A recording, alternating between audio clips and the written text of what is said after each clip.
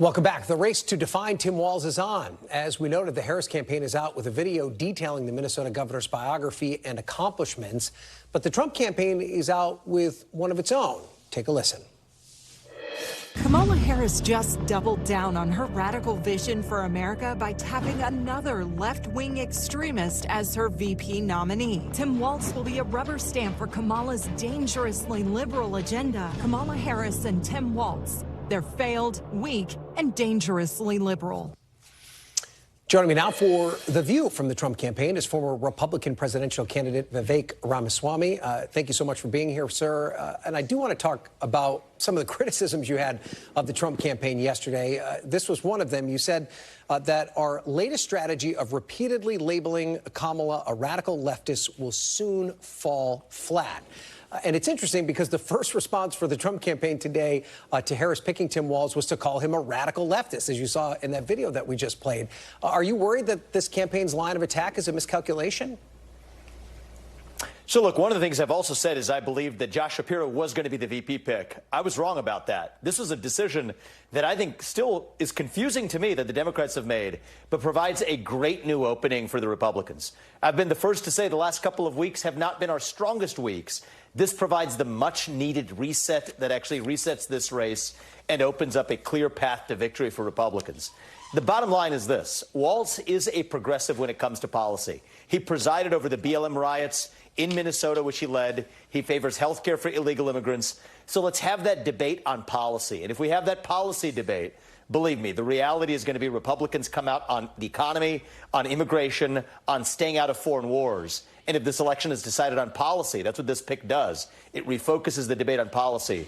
I actually think it strengthens Republican chances. But do they need to do more than just labeling him a radical leftist? Do they actually have to talk about some of these policies as opposed to just playing the name game?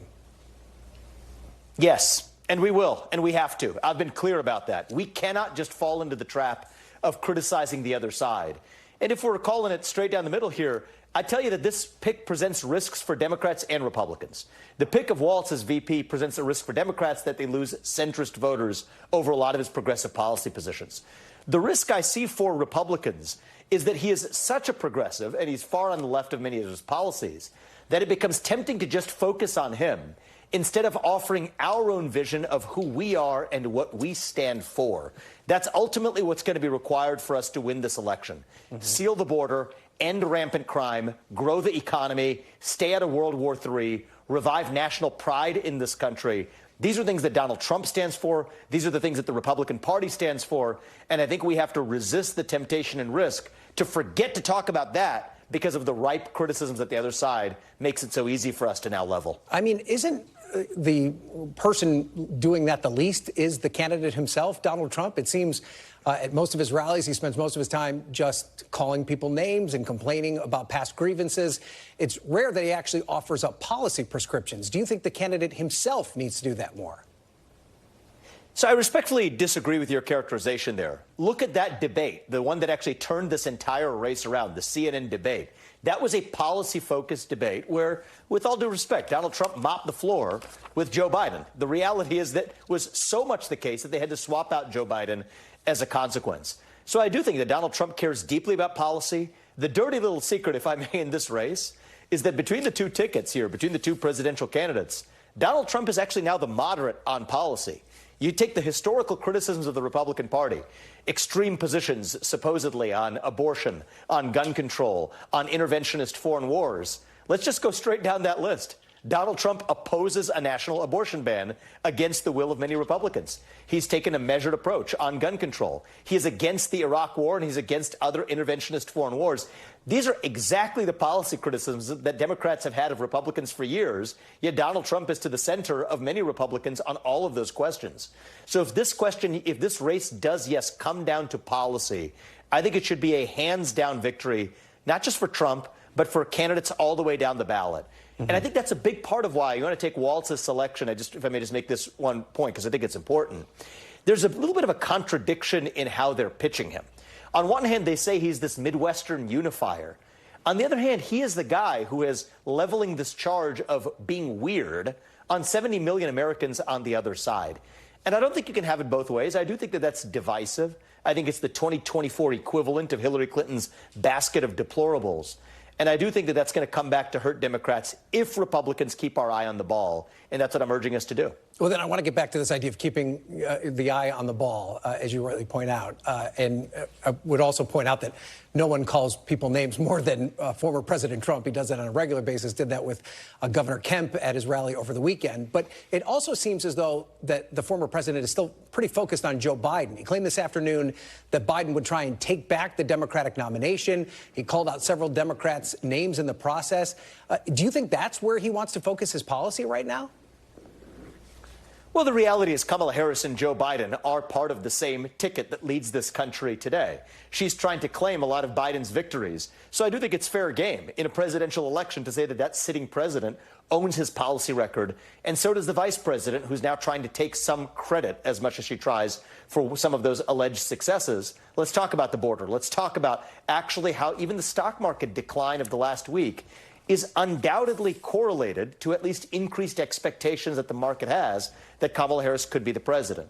So I do think that's fair game to look at the Biden and Harris regime or the administration as one ticket. That's how they've pitched themselves to their own voters. So I think it's fair game for Donald Trump to say that she also owns Joe Biden's policy failures. But that's a policy-focused discussion that I think is good.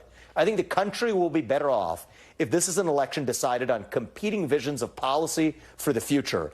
I don't think it's going to be good if either side makes this about which side is weirder, alleging weirdness of the Republican Party. I just think it's divisive. I think it is a way of alienating whoever wins this election. It's going to cost 70+ million people to see themselves not as part of the same culture or country. Governor Walz is the one who started that.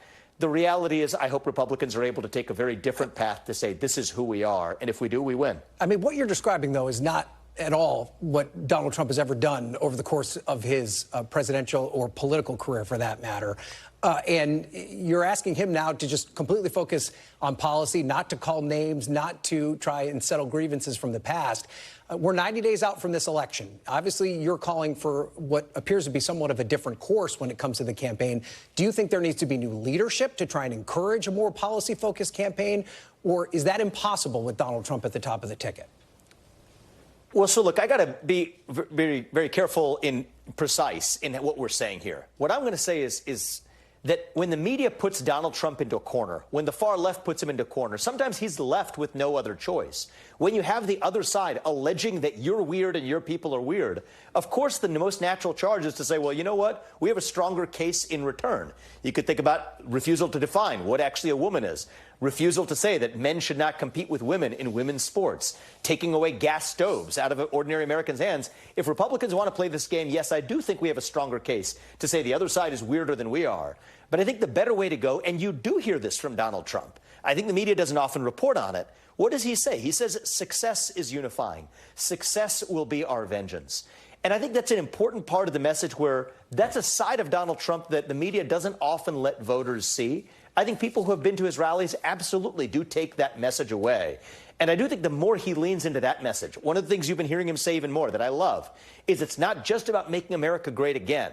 It's about making America greater than we have ever been before, that success and ambition and excellence are our heritage. These are exact lines out of Donald Trump's speeches, not the ones that get reported on. Yes, I would say stick to those messages. And I think we're going to revive this country and hopefully win this election. And dare I say, let Trump be the president who unites the country. Okay, Vivek Ramaswamy, thank you so much for your time, sir. We appreciate it. Thanks for watching. Stay updated about breaking news and top stories on the NBC News app or follow us on social media.